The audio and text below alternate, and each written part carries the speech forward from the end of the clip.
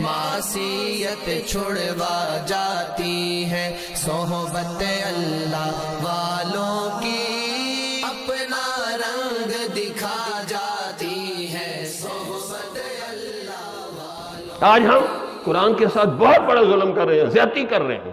اسی لیے ہمارے شیخ القرآن حضرت پیر غلام حبیب ہمارے دادا پیر فرماتے تھے، لوگ کہتے ہیں امام حسین مظلوم ہے، فرمایا اس سے بڑا مظلوم قرآن ہے۔ کتنی جگہ میں نے رمضان میں پوچھا، ایک جگہ میں نے بڑے درد سے باتیں کر رہا ہوں، غم سے باتیں کر رہا ہوں، میں نے کہا ہاتھ کھڑا کرو جس کو انگریزی لکھنی پڑھنی آتی ہے۔ لوگوں نے سمجھا کوئی انعام ملنا ہے، تو 50-60 بندے نے ایسے ہاتھ کھڑے کرے، جی ہمیں انگریزی لکھنی پڑھنی آتی ہے۔ میں نے کہا اب وہ بندہ ہاتھ کھڑا کرے جس کو قرآن کا ترجمہ تفسیر آتا ہے۔ ایک بندے نے بھی ہاتھ نہیں کھڑا کیا۔ میں نے کہا کل قیامت والے دن اللہ پوچھے گا کہ انگریزی تم نے انگریزوں سے بھی زیادہ سیکھ لی اور میرے قرآن کو انگریزی جتنی بھی اہمیت نہیں دی۔ فزکس، کیمسٹری، میتھ کی ٹیوشنیں 20-20 ہزار کی رکھ کے پڑھتے ہیں اور قرآن مفت میں سمجھانے والے موجود ہیں، لوگ سننے کے لیے تیار نہیں۔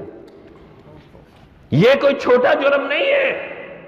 عام زناکاری، بدکاری، چوری چکاری آپ نے گناہ کیے ہوں گے، اللہ کس کو گواہ لائے گا؟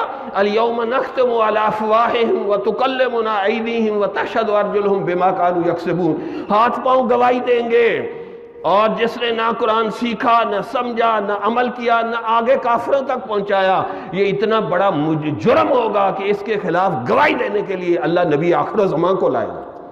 اور حضور یہ آیت پڑھ کے گواہی دیں گے، وَقَالَ الرَّسُولُ يَا رَبِّ إِنَّ قَوْمِ اتَّخَذُوا هَذَا الْقُرْآنَ مَهْجُورًا۔ اور رسول کہیں گے یا اللہ میری اس قوم نے قرآن چھوڑ دیا تھا، یہ اخباروں رسالوں اور میڈیا کے پیچھے لگ گئی تھی اور یہ قرآن کو کوئی اہمیت ہی نہیں دیتے۔ ایک آدمی مجھے کہنے لگا حضرت آپ سے ایک مشورہ کرنا ہے۔ میں نے کہا جی کرو۔ کہا میرا ایک بیٹا ہے، ایک بیکن ہاؤس میں پڑھتا ہے، ایک سٹی سکول، بڑے مہنگے سکول ہے، 30-30 ہزار فیس ہے، اور ایک ذرا تھوڑا دماغ اس کا ہلکا پھلکا ٹھیک نہیں ہے، اس کو مدرسے میں داخل کر دوں؟ میں نے کہا ہاں، ہر اندھا کاڑا مدرسے میں پھینک دو۔ میں نے کہا اس کو بھی مدرسوں میں بھیجو اور جو دوسرے نڈے دو ہیں نا ان کو بھی بھیجو۔ یہ حال ہے ہمارا، جو نکمہ کسی کام کا اس کو جی مدرسے میں بھیج دے، اور پھر بھی ہم مدرسے والے اس کو قبول کر کے حافظ بنا دیتے ہیں، عالم بنا دیتے ہیں۔ لیکن بھائی جو ذہین ترین فتین ترین ہو ان کو بھی تو ادھر لاؤ نا۔